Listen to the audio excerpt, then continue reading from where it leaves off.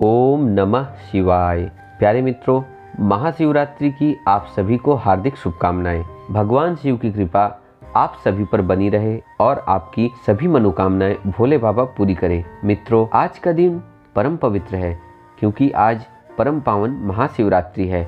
आज मैं आपको महाशिवरात्रि की पावन कथा को सुनाऊंगा, जिसके सुनने मात्र से मन को संतोष मिलता है तथा मन भगवत प्रेम की ओर बढ़ने लगता है। महाशिवरात्रि की कथा सुनने से पहले आपको यह जान लेना आवश्यक है कि इस दिन क्या घटित हुआ था। पौराणिक कथाओं के अनुसार जब ब्रह्मा जी और विष्णु भगवान में श्रेष्ठता को सिद्ध करने के लिए विवाद उत्पन्न हो गया, तो शिव जी पहली बार अनंत अग्नि स्तंभ के रूप में प्रकट हुए थे। यह अग्नि स्तंभ ज्योतिर्लिंग के रूप में प्रकट हुआ था।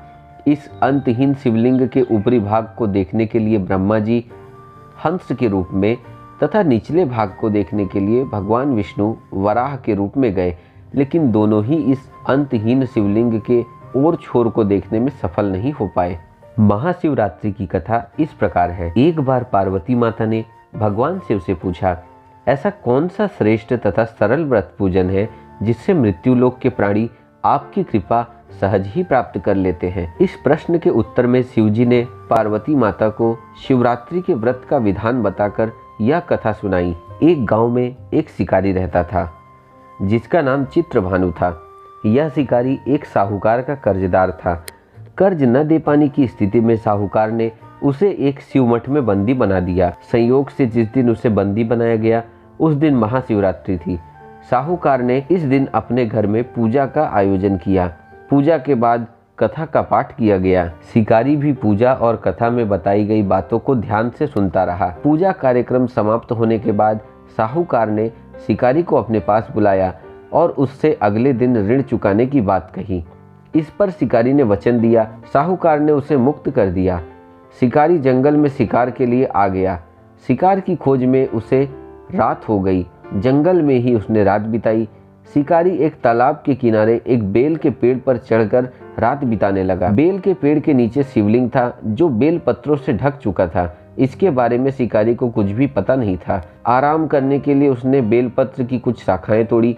इस प्रक्रिया में कुछ बेलपत्र की पत्तियां शिवलिंग पर गिर पड़ी। शिकारी भूखा प्यासा उसी स्थान पर बैठा रहा। इस प्रकार से शिकारी का व्रत हो गया। तभी एक गड़बड़ी हिरणी तालाब पर पानी पीने के लिए आई।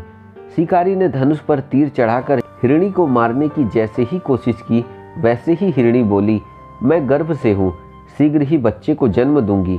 तुम एक साथ दो जीवों की हत्या करोगे, यह उचित नहीं होगा। मैं अपने बच्चे को जन्म देकर शीघ्र ही तुम्हारे पास आऊंगी, तब तुम मेरा शिकार कर लेना। शिकारी ने तीर वापस ले लिया।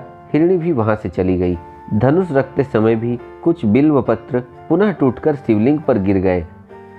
इस प्रकार उसने अनजाने में ही प्रथम प्रहर की पूजा पूर्ण कर ली। कुछ देर बाद एक और हिरणी उधर से आने लगी। पास आने पर शिकारी ने तुरंत ही धनुष पर तीर चढ़ाकर निशाना लगा दिया। लेकिन तभी हिरणी ने शिकारी से निवेदन किया कि मैं थोड़ी देर पहले ऋतु से निवृत्त हुई हूँ, कामातुर विरहणी हूँ, अपने प्रिय को खोज रही हूँ। मैं अपने पति से मिलकर तुम्हारे पास आ जाऊंगी। शिकारी ने इस हिरणी को भी जाने दिया। शिकारी विचार करने लगा। इस बार भी उसके धनुष से कुछ बेलपत्र शिवलिंग पर जा गिरे। इस प्रकार उसके द्वारा दूसरे प्रहर की पूजा प्रक्रिया भी पूर्ण हो गई। इसके बाद तीसरी हिरणी दिखाई दी जो अपने बच्चों के साथ उधर से गुजर रही थी।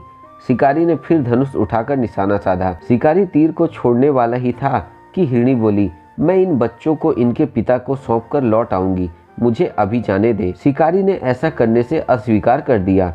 उसने बताया कि दो हिरणी को मैं छोड़ चुका हूँ। हिरणी ने कहा, शिकारी मेरा विश्वास करो, मैं वापस आने का वचन देती हूँ। शिकारी को हिरणी पर दया आ गई और उसे भी जाने दिया। उधर भूखा प्यासा शिकारी अनजाने में बेल की पत्तियां तोड़कर शिवलिंग पर फेंकता रहा। सुबह की पहली किरण निकली तो उसे एक मृग दिखाई दिया।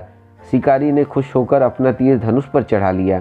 तभी मृग दुखी होकर शिकारी से कहा, यदि तुमने मुझसे पूर्व आने वाली 3 हिरणियों और बच्चों को मार डाला है तो मुझे भी मार दो। देर न करो, क्योंकि मैं यह दुख सहन नहीं कर सकता हूँ। मैं उन हिरणियों का पति हूँ और यदि तुमने उन्हें जीवन दान दिया है तो मुझे भी छोड़ दो।